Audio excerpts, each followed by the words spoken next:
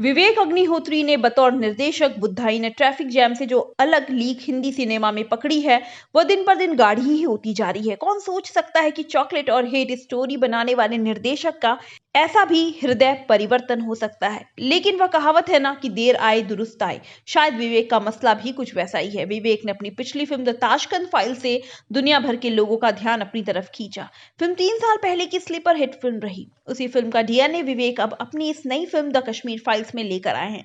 पिछली बार उन्होंने इतिहास की मैली चादर से ढकी पूर्व प्रधानमंत्री लाल बहादुर शास्त्री की हत्या की असलियत को दुनिया के सामने लाने की कोशिश की थी। इस बार उन्होंने कश्मीर की सबसे गंभीर समस्या का नकाब नोचा है। सामने जो कुछ आता है वह भीतर तक हिला देने वाला है। लोग कह सकते हैं कि फिल्म में तकनीकी कमाल नहीं है, लेकिन इस फिल्म का कमाल इसका सच है। वह सच जिसे कह सकने की हिम्मत कश्मीर से निकले तमाम निर्देशक तक नहीं दिखा पाए। फिल्म द कश्मीर फाइल्स एक तरह से इतिहास की उन फाइल्स को पलटने की कोशिश है जिनमें भारत देश में विभत्स नरसंहारों के चलते हुए सबसे बड़े पलायन की कहानी है। देश में कश्मीर पंडित ही शायद इकलौती ऐसी कौम है जिसे उनके घर से आजादी के बाद बेदखल कर दिया गया है, और करोड़ों की आबादी वाले इस देश के किसी भी हिस्से में कोई हलचल तक नहीं हुई। जिस कश्मीर से कन्याकुमारी तक एक होने वाले देश का दम बार बार बड़े बड़े नेता भरते हैं, उसके हालात की ये वानगी किसी भी इंसान को सिहरा सकती है। कोई 32 साल पहले शुरू होती इस फिल्म की कहानी की शुरुआत ही एक ऐसे लम्हे से होती है जो क्रिकेट के बहाने एक बड़ी बात बोलती है।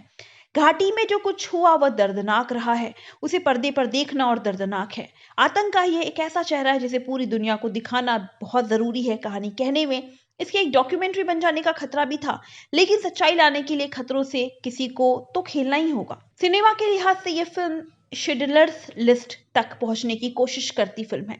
यहाँ का नरसंहार भले उस पैमाने सा ना हो, लेकिन उसका भयानक और भी विभत्स एहसास उससे कुछ कम भी नहीं है। फिल्म द कश्मीर फाइल्स पूरी तरह से विवेक अग्निहोत्री की फिल्म है। फिल्म की रिसर्च इतनी तगड़ी है कि एक बार फिल्म शुरू होती है तो दर्शक फिर इससे आखिरी तक बाहर निकल नहीं पाते।